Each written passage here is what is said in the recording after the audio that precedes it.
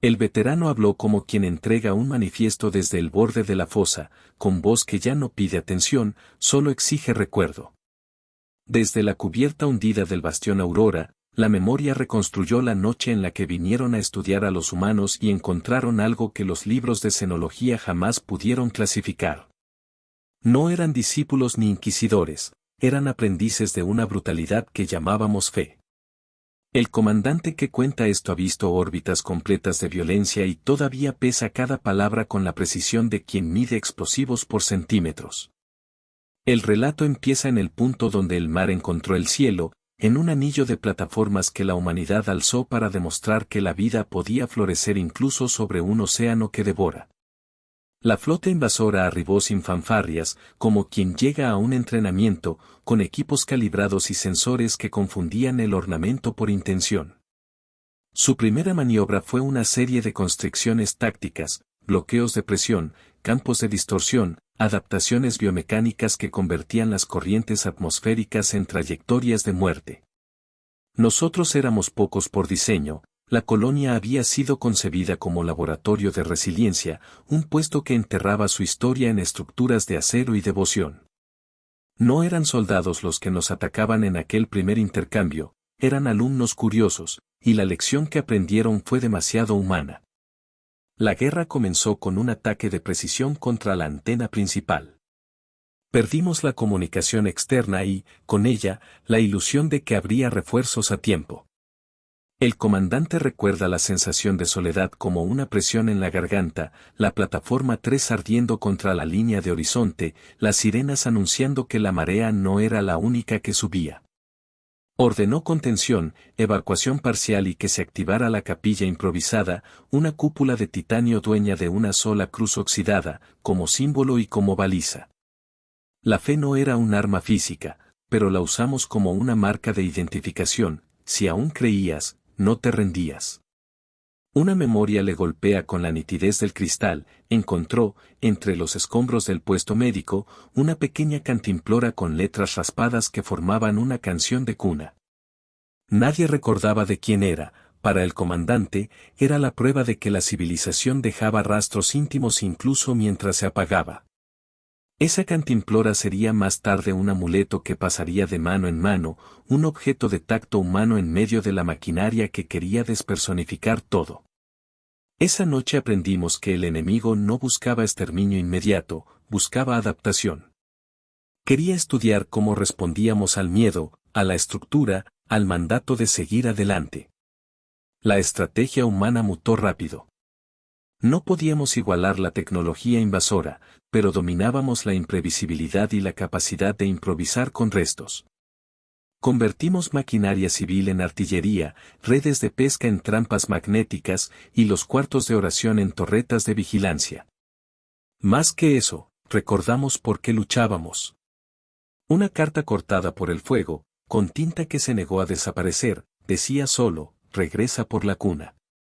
El comandante la guardó en su bolsillo hasta que el frío la solidificó en algo parecido a una fe tangible. Esa carta sería una de las heridas que empujaron la moral. No luchábamos por imperios, luchábamos por rituales pequeños, por manos que habían enseñado a otros a decir mañana. La furia humana no pide permiso.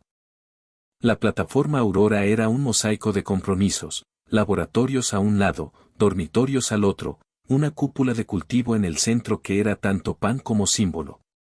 Habíamos construido una religión de trabajo, la adoración del turno. Cada día se celebraba con la inspección de bombas, la revisión de rutas subacuáticas y la plegaria silenciosa ante figuras de metal que los ingenieros colocaban para atraer bendición mecánica. Cuando llegaron los invasores, esas prácticas nos dieron estructura en el caos. Las órdenes no fueron muchas: salvar a la población, asegurar la cúpula y mostrar que aún podíamos decidir el precio de nuestras pérdidas. El comando humano respondió con ingenio, no con soberbia. Búnkers fueron reforzados con redes de pesca que dispersaban microdrones, diseños de pesca convertidos en trampas para cargas de energía. En la memoria del comandante aparecen los planos provisorios, dibujados a mano con carbón sobre una lámina de radiator, la trayectoria de la primera contraofensiva. La hora en que la marea cubriría las cámaras de explosión. La táctica no fue heroica, fue matemática aplicada al instinto, una disciplina que surgía cuando ya no podíamos permitirnos errores. Perdimos gente. La cifra se volvió un número frío en los informes, pero cada nombre llevaba un eco que persistía en los corredores: el tecnólogo que arregló la válvula principal con las manos ennegrecidas, la madre que, antes de morir, ató un amarre con la fuerza de una promesa, el vigía que dibujó en la niebla la silueta de su hija en una ventanilla empañada con el vapor de su aliento. Estos recuerdos no existían para inspirar, existían para anclar. El comandante cargó con cada uno como si fueran piezas de una moneda que aún podía pagar por la justicia. En esta etapa, la fe y la ciencia no estaban en guerra entre sí, eran engranajes en una máquina de supervivencia. Se usaron oraciones como códigos para las maniobras nocturnas, los ingenieros recitaban parámetros de ajuste con la cadencia de un rosario. El comandante observaba cómo la disciplina religiosa endurecía la moral, y cómo la moral se convertía en catalizador para tácticas que el enemigo no esperaba. El ataque contra la antena había sido el preámbulo.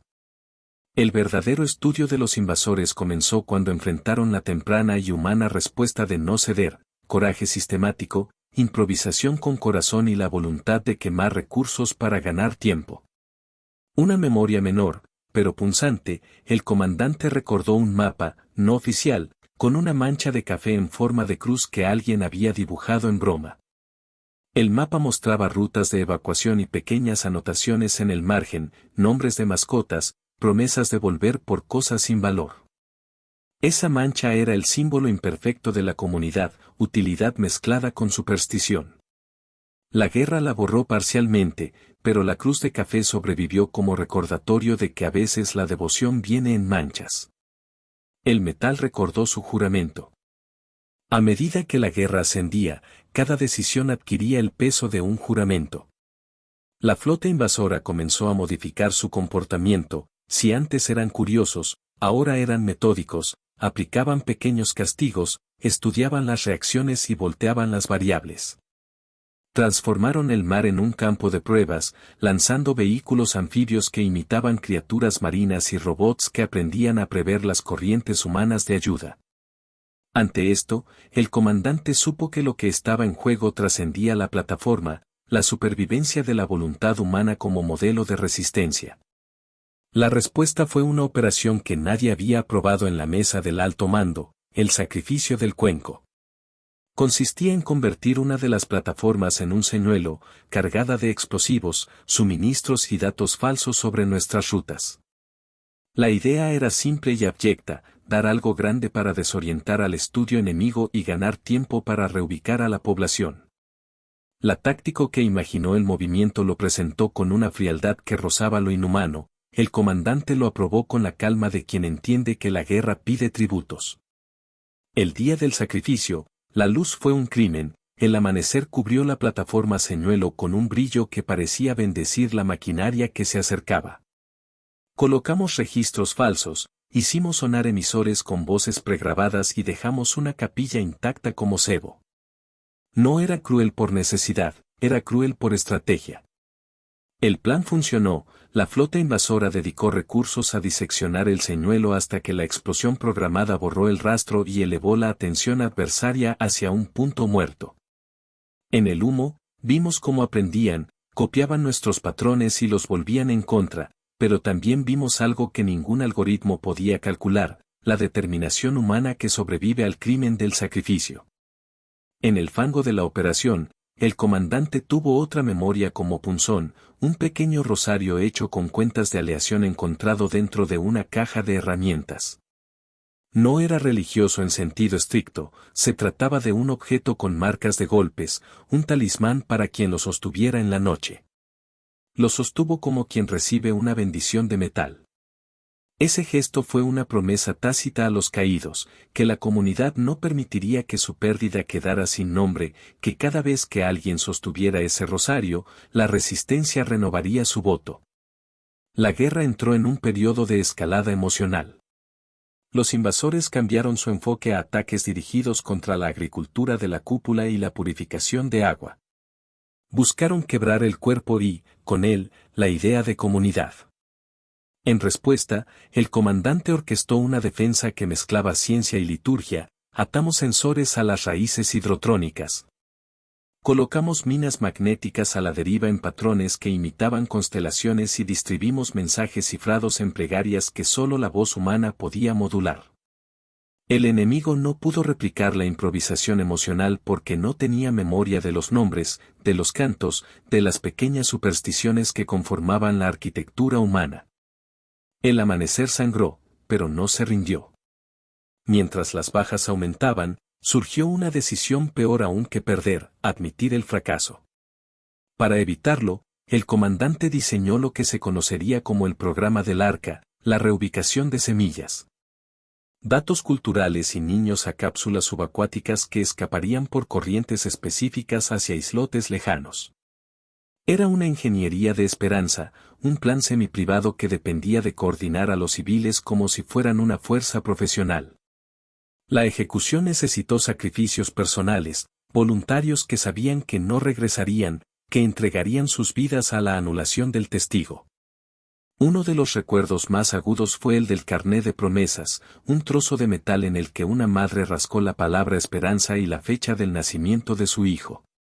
La carnaza del metal estaba cortada por fuego, pero la inscripción no se había ido. El comandante lo guardó en su bolsillo en las horas antes del envío final del arca, como quien lleva una fotografía debajo de la piel. Esos objetos compusieron un tejido de motivos por el que la gente estaba dispuesta a pagar con sangre. La táctica del comandante alcanzó una nueva síntesis, mezclar el engaño con la santidad. Hicimos que los invasores creyeran que su estudio había logrado quebrar nuestra fe cuando, en realidad, la habíamos dispersado a escondidas. Sus sensores indicaban una humanidad en retirada, la realidad era una migración silenciosa. La colonia se vació, pero dejó atrás palabras y rituales en los muros para confundir lectores no humanos, oraciones cifradas que en su cadencia eran mapas, letanías que escondían códigos de emergencia. Los invasores aprendieron velocidad y precisión, pero no la capacidad de creer. El fuego cayó, pero la fe no tembló. No rezamos por milagros. Los hacemos sangrar. La batalla final no tuvo el dramatismo de un clímax cinematográfico, fue una serie de momentos calculados que culminaron en una decisión visceral, proteger el arca a cualquier costo. Cuando las fuerzas invasoras lanzaron un asalto coordinado sobre las rutas subacuáticas, el comandante activó la maniobra que había esperado no usar, la contraofensiva del horizonte. No era una embestida por volumen, sino por sorpresa, pequeñas unidades de abordaje que emergían desde los órganos submarinos de la Aurora, equipos que habían aprendido a moverse como ifrits entre la espuma, acompañados por torpedos de pulso que convertían el agua en vidrio quebradizo. La operación dependía de sincronía absoluta. Los equipos humanos, casi todo personal que abrigaba la fe en alguna medida, se convirtieron en el músculo, sabían cuándo sostener la línea, cuándo ceder espacio para atraer al enemigo a una trampa más profunda. El comandante describió la batalla con la calma de quien recita un parte de guerra, cada movimiento medido, cada sacrificio previsto. La humanidad puso en juego la capacidad de amar sus propios símbolos hasta la autoinmolación. Y al hacerlo, obligó al enemigo a enfrentarse a la ironía más humana de todas, que la fe puede transformarse en arma porque hace que uno esté dispuesto a morir por lo que no se puede explicar. Un recuerdo privado atravesó el comandante como una daga, vio a un joven operador, cuyo nombre ahora repicaba en los pasillos, atar un trozo de tela con costuras infantiles al disparador de su arma. No era superstición, era la promesa de un padre que enseñó a su hijo a no temer la oscuridad. Esa imagen sería la última que el comandante confrontaría antes de activar la secuencia final. La escena definía la razón por la que luchábamos, no por territorios ni por datos, sino por manos que habían aprendido a buscar consuelo en fragmentos de tela. La lucha se volvió cuerpo a cuerpo tecnológico. Los invasores desplegaron drones de aprendizaje que adaptaban su objetivo tras cada impacto, pero no pudieron procesar la plegaria conjunta, millones de voces humanas, en realidad, pocos cientos, pero lo suficiente. generando un patrón errático de sonido que camuflaba las rutas de los equipos subacuáticos. Oh, no era un milagro, era ingeniería de la voluntad. Mientras los motores echaban humos y la columna de la noche retumbaba, las cápsulas del arca comenzaron a deslizarse hacia corrientes amigas. Cada minuto ganado costaba una vida. El momento de mayor oscuridad fue también la hora más clara. Frente a la cúpula de cultivar, el comandante ordenó la detonación controlada de la plataforma 3 para crear una nube térmica que cegara los sensores enemigos durante la evacuación final. La luz, el ruido y el calor formaron una escena religiosa, una especie de apocalipsis doméstico que selló el paso de la humanidad hacia una nueva esperanza. La orden se dio sin festejo, con el tono de un sacerdote que dicta sentencia para salvar a su grey. Las explosiones rasgaron la noche y el agua se iluminó como fosforescencia de un mar de cenizas. La contraofensiva del horizonte había logrado su propósito, la mayoría de las cápsulas se perdieron en corrientes que los invasores no podían rastrear con precisión. El comandante, desde su posición en la cubierta de mando, vio algo que cambió la calibración del enemigo. En el humo, los invasores percibieron no la retirada de una especie, sino la expresión de algo que sus algoritmos leyeron como un sacrificio ritual. Sus respuestas se volvieron menos eficientes, sus estudios fueron contaminados por aquello que no cabía en estadística, la observación de seres capaces de preferir la muerte a la sumisión. En esa ruptura, la inteligencia enemiga cometió errores que permitieron que la cola del arca se deslizara hacia la seguridad. El silencio habló en nombre de Dios. En las horas posteriores, la aurora estaba herida pero victoriosa en la medida en que una victoria puede definirse cuando se pierde a varios seres queridos. Los invasores retrocedieron, no por compasión, sino por la imposibilidad de seguir estudiando a sujetos que habían elegido una narrativa desconocida, la de morir con una historia en la boca. Más tarde, los historiadores dirían que habíamos forzado a la flota a reescribir sus modelos. El comandante sabía que el precio fue un inventario de cadáveres y recuerdos quebrados, pero también sabía que la humanidad había impuesto un nuevo axioma, no ser simplemente observada ni reproducida. Un recuerdo que quedó grabado fue el de un pequeño cajón con una hoja de papel dentro. En ella, un niño había dibujado una sirena, pero no la de las leyendas, una sirena que parecía sostener una antorcha. El comandante lo llevó consigo cuando abandonó la cubierta de mando. Ese dibujo sería el emblema no oficial de la migración humana, un símbolo de luz en mitad del agua. El ruido de la batalla perdió volumen y, con el volumen, la obsesión de los invasores por estudiar cada respuesta humana. Habían venido a una especie que se entrenaba en la adversidad, se marcharon con la evidencia de que habían encontrado algo no enseñable. El comandante cerró los ojos por un instante y, en el silencio, percibió el peso de los nombres, una quemadura en el interior que no sería fácil de borrar. La resaca del conflicto dejó una geografía nueva, bastiones semiabandonados, cápsulas emergiendo en islotes, y una comunidad que aprendía de nuevo a nombrar a sus muertos. La aurora ya no era una colonia global, era un relicario. Sin embargo, en cada gesto de reconstrucción hubo una certeza, habíamos ganado la capacidad de elegir el tipo de humanidad que heredaríamos. No todos volverían, la diáspora era inevitable. Pero los que sobrevivieron llevaron consigo símbolos y memorias, pequeñas reliquias que serían semillas de una nueva civilización. Los recuerdos formaban una liturgia que la comunidad practicaba en silencio. Una de las imágenes que el comandante no pudo olvidar era la de una mujer limpiando una caja con herramientas, y dentro, un pedazo de plastilina donde alguien había modelado una pequeña embarcación. Un juguete infantil que había sobrevivido al fuego.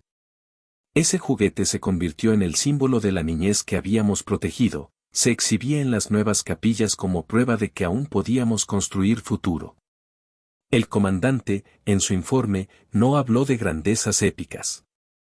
Habló de microdecisiones, de una radio rota que transmitió eco de una voz infantil en la noche, de una alianza forjada con pescadores que nunca habían pretendido ser soldados, de un manuscrito con recetas de pan que, al ser repartido, tranquilizaba a los que trabajaban en la recolección. Estas cosas, sin dramatismo, eran la base de la reconstrucción. La humanidad no reconstruyó una cúpula de acero por la gloria, sino por la rutina, hornear, coser, nombrar. En la última recopilación de símbolos, el comandante incluyó unas pocas reliquias personales, la cantimplora con la canción de cuna, el rosario de aleación, la hoja con la sirena que sostenía la antorcha. No eran monumentos para los libros del Estado, eran testigos en las manos de quienes continuaban la tarea de proteger las semillas de la memoria. En el acto de depositarlas, el comandante enseñó una lección: la guerra puede reducirnos, pero también nos revela aquello a lo que damos nombre. La fe había sido parte de la táctica y también la consecuencia de una humanidad que no negocia su derecho a creer. No fue un milagro divino ni una intervención externa lo que aseguró el arca, fue la suma de decisiones humanas medidas en sudor, en llanto y en cálculo. La verdad del comandante resonó en una línea que, desde entonces, se repetiría en tono grave en los informes: lo humano no es sentimental, es implacable cuando protege su propia historia. En la calma que siguió al fragor, la comunidad empezó a construir. No con el orgullo del imperio, sino con el rigor de quien aprende a cuidar las cosas pequeñas, una escuela en un hangar, una capilla que además era un archivo.